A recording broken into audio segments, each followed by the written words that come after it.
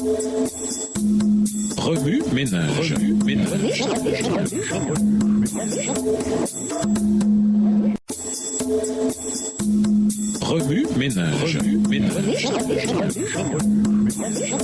Bienvenue dans votre émission. Remue ménage. Nous voilà à la leçon de mercredi. Invité. Dieu a fait les premiers pas. Avez-vous déjà eu un ennemi? Quelqu'un qui cherchait activement à vous nuire? Peut-être était-ce un tyran à l'école primaire ou un prof qui vous en voulait. Peut-être était-ce un employeur que vous ne pouviez tout simplement pas satisfaire. Peut-être s'agissait-il d'une querelle d'église. Ces situations peuvent être particulièrement douloureuses. Le pire peut-être, c'est lorsqu'on a l'impression d'avoir un ennemi dans sa propre maison. Pas facile d'avoir un ennemi. C'est une expérience extrêmement difficile à supporter et qui peut parfois laisser des cicatrices pour la vie. C'est exactement la situation dans laquelle Dieu et l'humanité se sont retrouvés. L'humanité n'était pas seulement sans force et impie, Romains 5, verset 6, et cela aurait été déjà bien assez. Nous sommes aussi des pécheurs ennemis de Dieu, Romains 5, versets 9 et 10. Nous n'avons pas simplement fait quelques erreurs, nous étions aussi activement engagés dans la guerre contre Dieu. Nous étions hostiles à Dieu et refusions de nous soumettre à sa loi, Romains 8, verset 7. C'est dans ce contexte relationnel que Dieu a choisi de démontrer son amour pour nous en livrant son Fils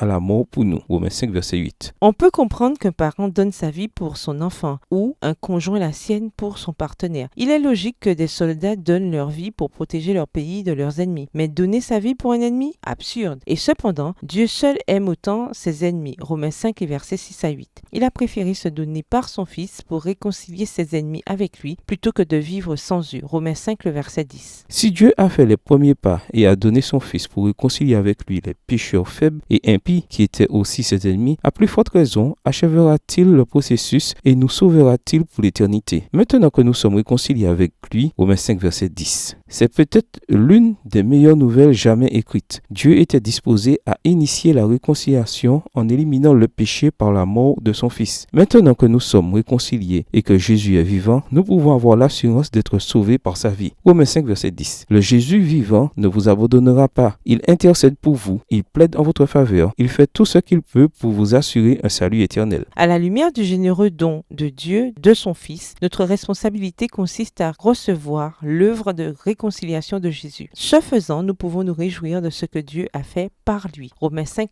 le verset 11. Remue ménage, où voyez-vous Jésus dans Romains 5?